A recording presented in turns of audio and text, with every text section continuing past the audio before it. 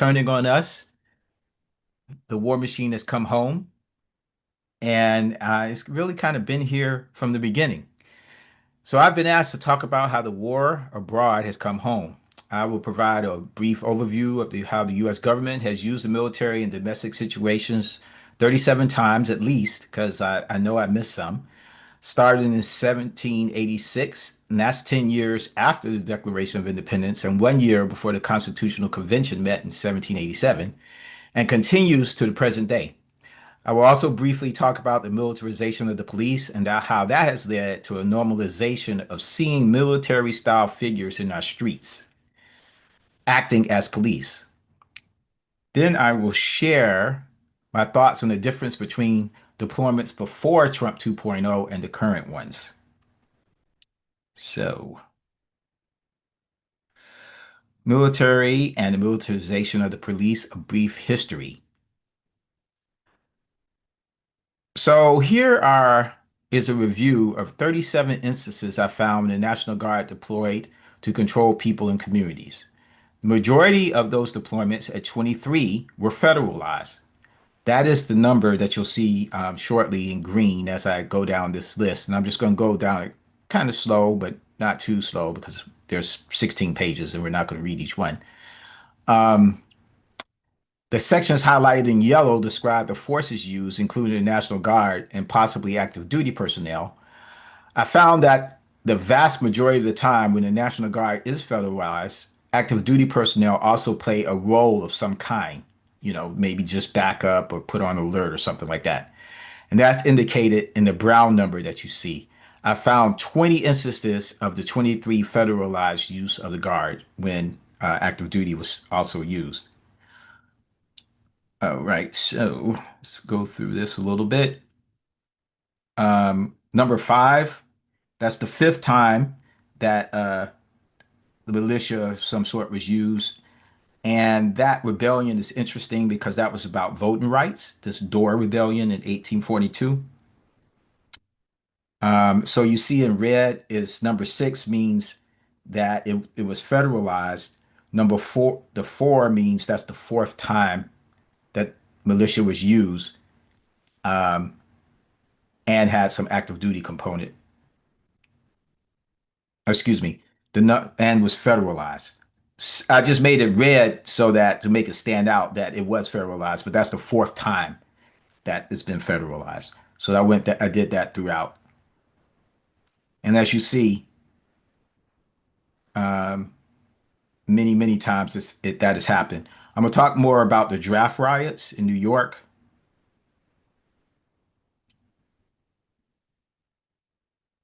This Cripple Creek strike is interesting. I'll mention that again.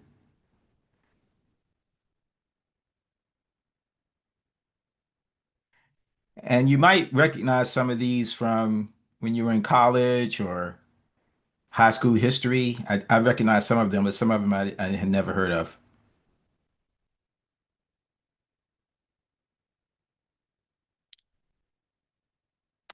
I'm gonna talk about the bonus army too.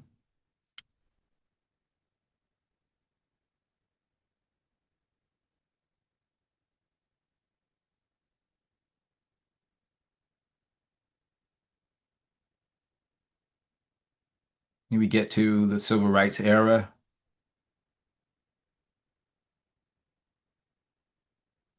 and MLK's assassination, Kent State,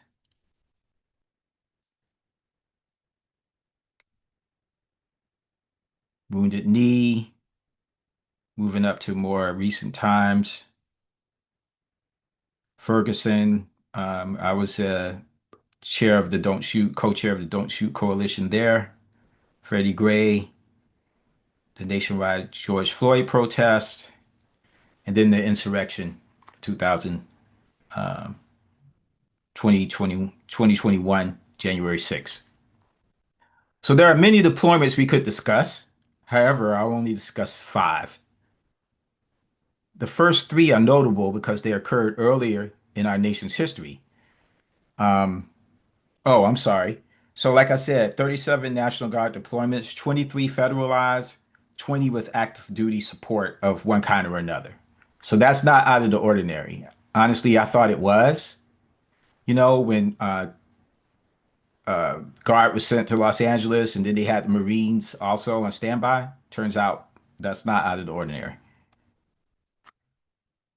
Okay, so Shays Rebellion, which occurred 1786 to 1787, took place before the convention to write the Constitution, when the Articles of Confederation governed the United States. It was an armed uprising in Western Massachusetts and Worcester in response to a debt crisis among the citizenry and in opposition to the state government's increased efforts to collect taxes on both individuals and their trades. The rebellion ended by late 1787, February in 1787, and the convention started on May 25th. The central government would have deployed troops, but it lacked sufficient funds to recruit soldiers. So the Massachusetts militia quelled the rebellion. The rebellion prompted those hesitant about establishing a strong central government to reconsider their stance when debating the Constitution. So that rebellion actually impacted how our Constitution was written to have a stronger central government.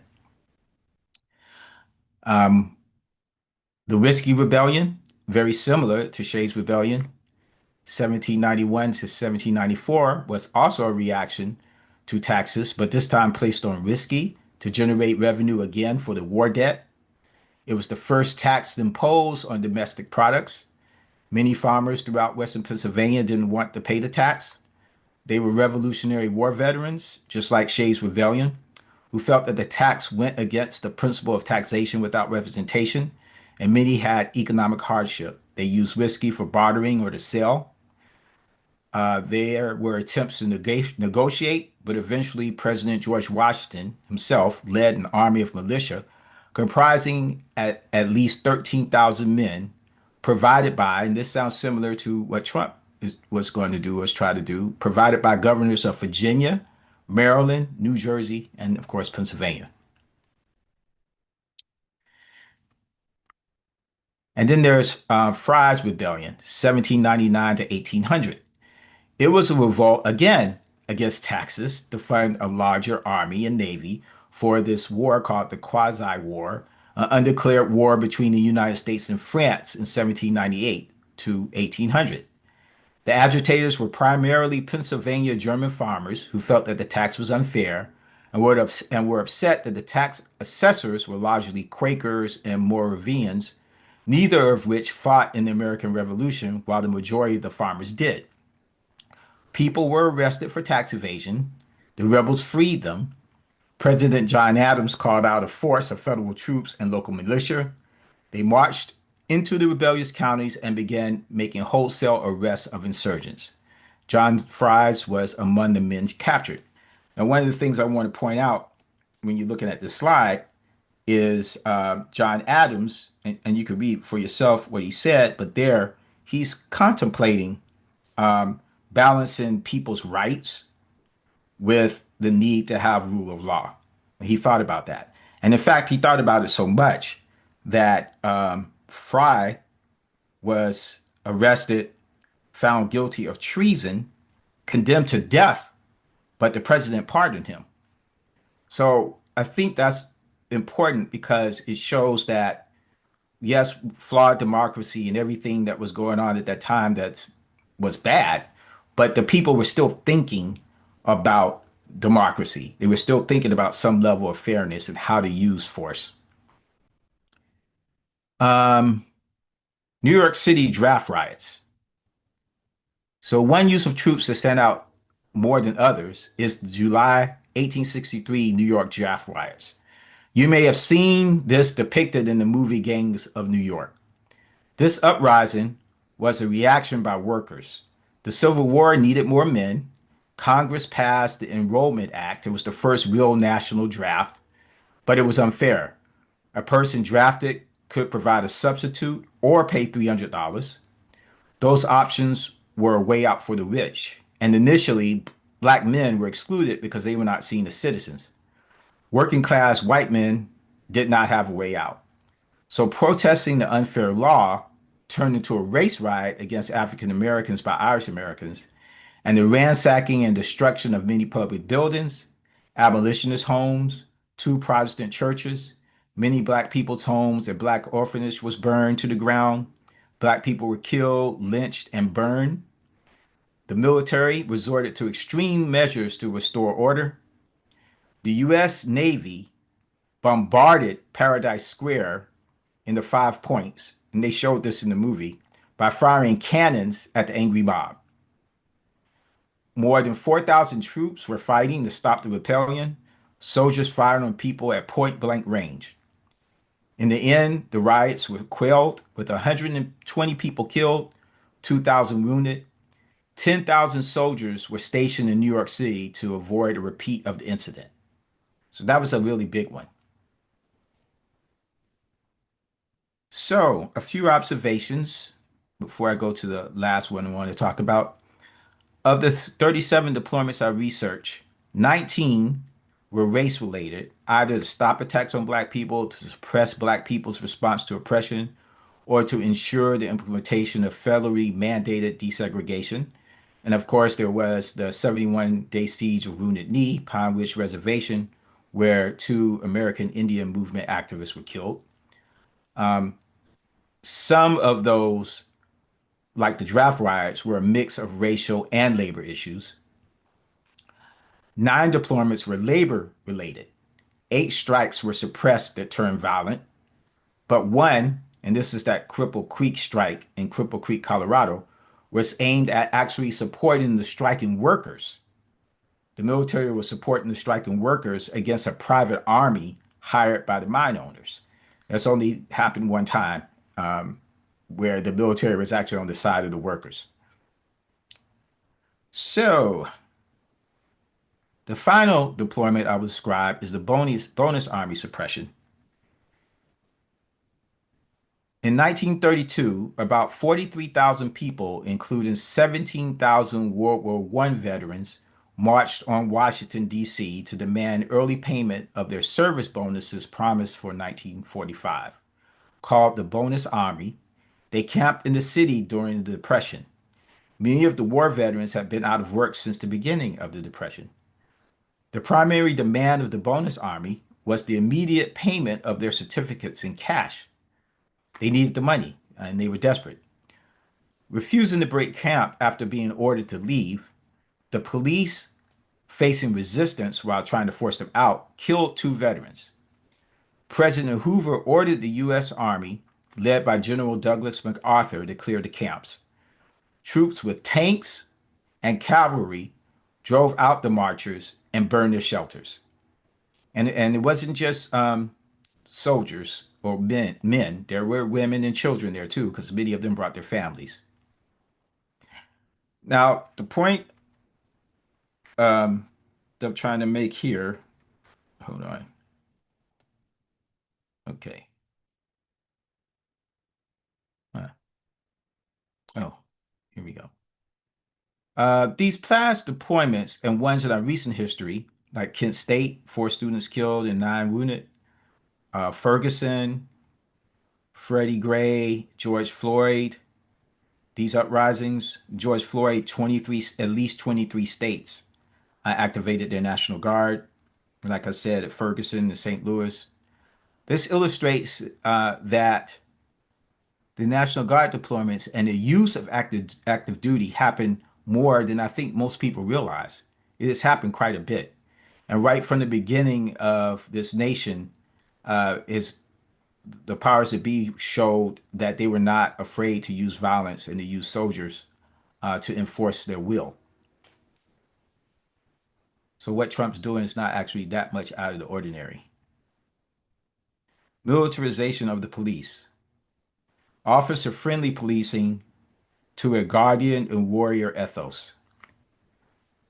I was born in the 60s and that they were trying to do this officer-friendly thing at the time when I was, as a young person. So very briefly, we transitioned from an officer-friendly ethos in the 1960s to the warrior guardian ethos of today, where officers wear full body armor, carry a variety of weapons, and have access to various battlefield equipment. So you can see kind of the difference between the two there. But here is a rendition of what the police might have looked like from the beginning of the US to today. And how accurate that is, I don't know, but it gives you kind of an idea of a spectrum of weapons and how that last person there looks like they might be a soldier. I mean, they're actually in some kind of camouflage, which is fairly absurd, but it is the case.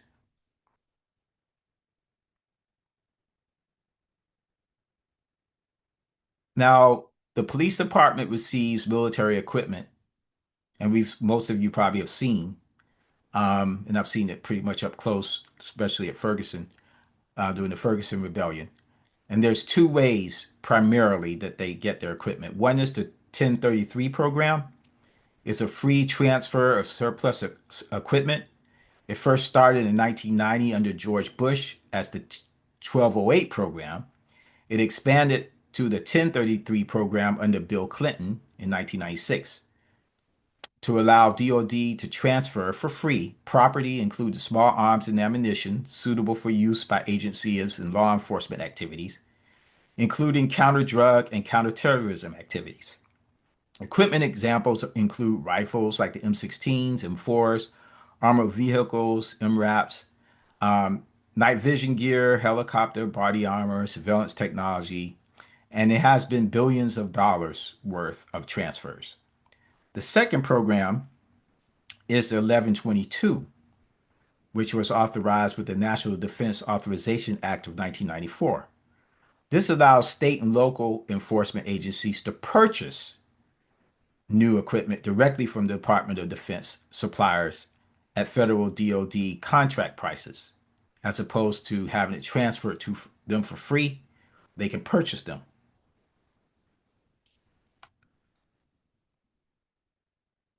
Now, what are the differences in the program? Well, one is, as it says here, free transfer of surplus military property. The other one is purchases. But the thing about that is the 1033 program is more tightly monitored because the federal government still owns the equipment. It's kind of really on loan. Whereas the 1122 program operates more like a federally purchasing cooperative with little to no public reporting, making it far less transparent.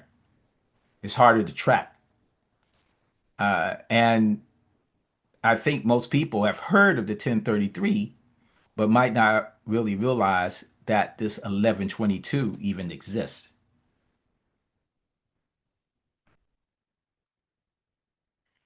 Now, in this slide, I just wanted to again show where we are today, because you can see on the slide to the image to the right, um, three different images kind of give you an idea of what the police used to look like, all the way to what it looks more like in the 2000s. You can see that image in the middle. They look like they're on some kind of firefight mission or something. And then I found this Uvalde, which is kind of an ironic picture considering how they didn't go into the school, where they were kind of promoting that they had their SWAT team. And one of the things that has happened as more and more police get SWAT teams and get this equipment, they use it for suspect reasons, like just to go out and give a warrant when it's unnecessary to use all the force that they bring with them. But it's kind of like, a person buys a saw at Lowe's, they want to use it. So they find reasons to use it. This is similar to that, I think. So, my conclusion about what's the difference between past deployments and today. From our nation's inception, the leaders of the state have consistently been willing to use force to advance their policies and maintain the status quo. Sometimes the rebellions led to change or temperance by the ruling class, such as reducing taxes and passing laws that made the system fairer. The governors and president deployed the military for specific reasons. In all the instances I found, there was an emergency or a dispute. Of course, there was always politics. However, the use of the military was constrained by the rule of law, public opinion, and a general belief in democracy, although deeply flawed. No president or governor was trying to set themselves up for authoritarian rule, at least not greater than what white supremacy allowed all white men and to some extent white women. Difference today is that President Trump and his most ardent followers do not believe there is a constraint on his power. The military is his to use as he sees fit, not for the benefit of the nation or anyone else unless it supports him. Trump is the executive that the founding generation was afraid would one day come to power and have no respect for the ideas of liberty and freedom at all for anyone but himself. However, however one may critique each of the 37 deployments, they were limited in addressing a specific problem to maintain order, and then the leaders ordered the military back to their homes and bases. Trump is using the military as an intimidation political tool to create a new order. He is waging a war on the people and his perceived enemies. So the question about why does ICE need the National Guard? Well, they don't need the National Guard. Uh, don't forget, Trump used attacks on ICE as well as this idea of crime to deploy the National Guard. So to me, that means that it's a pretext. It's not the real reason. The reason is intimidation and normalization of having the military in our streets and probably setting up for election time. So this period under the Trump administration is the most perilous of domestic military deployments. We must organize and reach the hearts and minds of service members. They are our citizen soldiers who we must help remember their loyalty is to the Constitution, the people of the nation, and their communities, not to one man, even if he is president.